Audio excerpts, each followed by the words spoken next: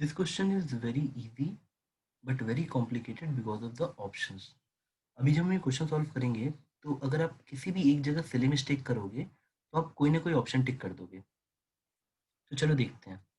एक सिंपल सा कॉन्सेप्ट होता है कि अगर मैं प्योर रोलिंग में किसी ऑब्जेक्ट को ओमेगा से रोल करा रहा हूँ एंगुलर वेलोसिटी से और V C U M velocity of centre of mass है, तो सपोज मुझे किसी पॉइंट पी की वेलोसिटी निकालनी है। ये सेंटर बोल दिया और ये अर्थ समझ लो। तो किसी पॉइंट पी की अगर हमें velocity with respect to earth निकालनी है तो हम इसे बोल सकते हैं V point P with respect to centre plus centre with respect to earth. अब देखो बेटा, सिंपल सा एक लॉजिक समझो कि जब मैं सेंटर पे खड़े होकर देखूंगा तो मुझे ये स्पीड आर ओमेगा दिखेगी। अगर ये आर है तो यानी पॉइंट पी की with respect to centre R omega होगी। तो अगर मैं समझ पा रहा हूँ तो मुझे एक वेक्टर सम दिखता है, एक आर ओमेगा का, और V C E is nothing but velocity of centre of mass. ये वी सी एम बन गया, ये आई डायरेक्शन में होगा और ये कुछ इस तरह से होगा, ऐसे होगा, ये वाला कुछ ऐसे। अब देखो, अगर आप समझे तो मुझे इन दोनों का रिजल्टेंट चाहिए। उसी तरह अगर मैं टॉप के लिए निकालता हूँ तो टॉप के लिए आ जाती है ये जो वी पी सी है सेंटर के रिस्पेक्ट में, ये आर ओमेगा आ जाएगी और वी सी एम ही रहेगा, यानी वी सी एम। तो ये वेलोसिटी आती है टॉप की इन द डायरेक्शन ऑफ आई। अब बेटा देखो, इसमें प्रॉब्लम क्या आती है ना, हमको अगर टॉप पे पूछता है तो हम पूरा रेडियस लेते हैं, लेकिन अगर यहाँ पूछेगा तो हम ये रेडियस लेंगे। तो अगर मैं आपको ऐसा क्वेश्चन दूं कि ये बॉल है और आपको यहाँ की वेलोसिटी सोचनी इस पॉइंट की, तो इसमें देखो किसी भी बॉडी के पास ओमेगा एक ही रहता है। तो अब ये रोल कर रहा है तो यहाँ की वेलोसिटी में हम ये रेडियस लेंगे, ना कि ये वाला। मुझे इस पॉइंट की वेलोसिटी चाहिए, तो it will be R omega, small R मानते हैं और ये कैपिटल आर बड़े वाले का, plus V C U M. तो अगर आपको समझ आएगा तो हमारा फॉर्मूला बना V C U M plus R omega, where R is this radius not this radius.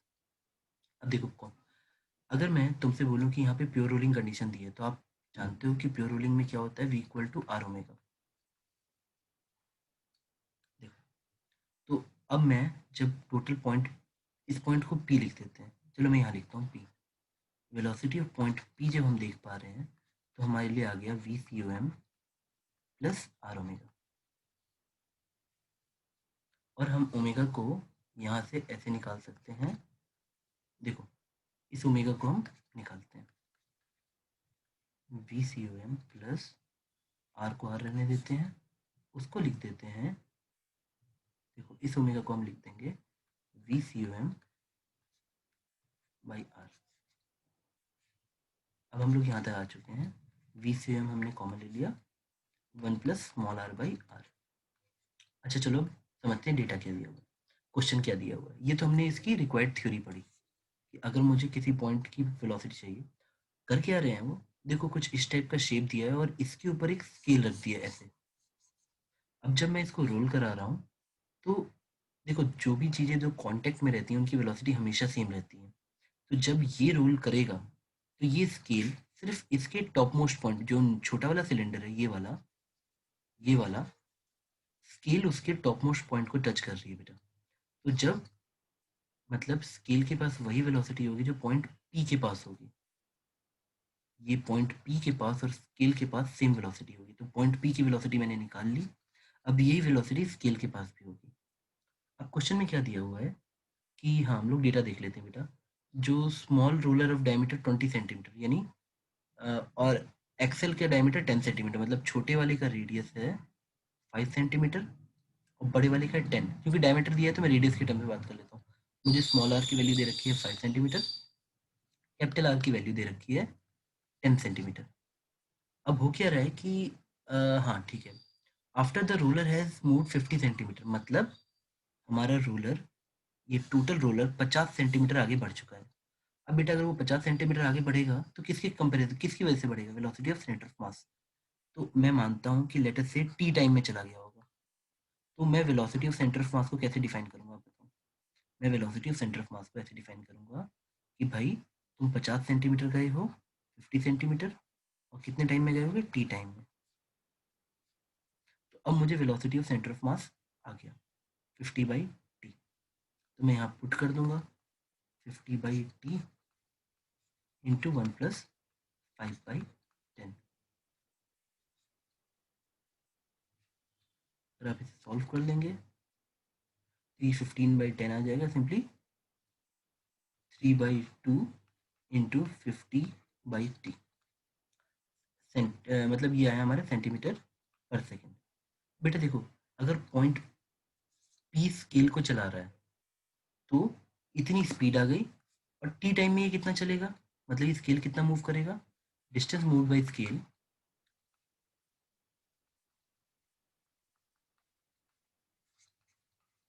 Distance move by scale will be simply velocity of point P, क्योंकि दोनों की वेलोसिटी सेम थी, इनटू टाइम टी। तो आप इसी को simply multiply करके देख लो आप लोग का। देखो इस चीज को अगर मैं टी से मल्टीप्लाई कर दूं तो आई एम गेटिंग 75 सेंटीमीटर। अब देखो 75 सेंटीमीटर। देखो प्रॉब्लम क्या है, क्वेश्चन ज़्यादा टफ नहीं है। ऑप्शन ऐसे सेट कर रखे हैं कि अगर आपने एक भी गलत एजम्पशन ली, जैसे मान लो किसी बच्चे को ये सब कॉन्सेप्ट नहीं है रोटेशन का, वो बोलेगा अच्छा ये 50 से गया तो भाई तुम भी 50 से जाओगे। देखो अगले क्वेश्चन में किसी का 75 सेंटीमीटर आया तो वो तुरंत टिक कर देगा, ये भी गलत हो गया। क्योंकि अगर मैं ऐसे रोल कर रहा हूँ और स्टार्टिंग पोजीशन देखो कैसे दे रखी है, तो ये बढ़ के 75 होना चाहिए, मतलब कुछ ऐसा फिगर बनना चाहिए। देखो ये जो आगे बढ़ जाएगा ये 75 होना चाहिए। अगर मीटर स्केल है तो ये 75 सेंटीमीटर होगा, तो बच्चा ये 25 होगा ना। तो अगर आप जल्दीबाजी भी करते हो तो आपका आंसर गलत आता है। और देखो डी ऑप्शन क्यों थोड़ा सा खराब है, कुछ बच्चों को टॉप मोस्ट पॉइंट की वेलोसिटी वो याद कर लेते हैं कि velocity of the top most point equal to pure rolling में 2r ओमेगा या 2v/c/m।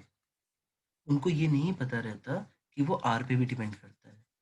वो प्योर रूलिंग में याद कर लेते हैं कि v/c/m equal to r omega, और पॉइंट पी के पास दोनों का सम होता है। बट बेटा ये आर टॉप मोस्ट पॉइंट के लिए अलग है और यहाँ के लिए अलग है। तो जो बच्चा यहाँ पे आर की जगह कैपिटल आर ले लेता तो उसको उसके लिए ये 1+1 2 हो जाता, और आंसर 100 सेंटीमीटर आ जाता, जो कि गलत हो जाता। करेक्ट आंसर क्या है? 75 सेंटीमीटर। कौन मूव किया? स्केल। और स्केल अगर 75 सेंटीमीटर मूव करेगी तो आपका ऑप्शन नंबर सी करेक्ट होगा। ठीक है बेटा, अब मैं इसको बंद कर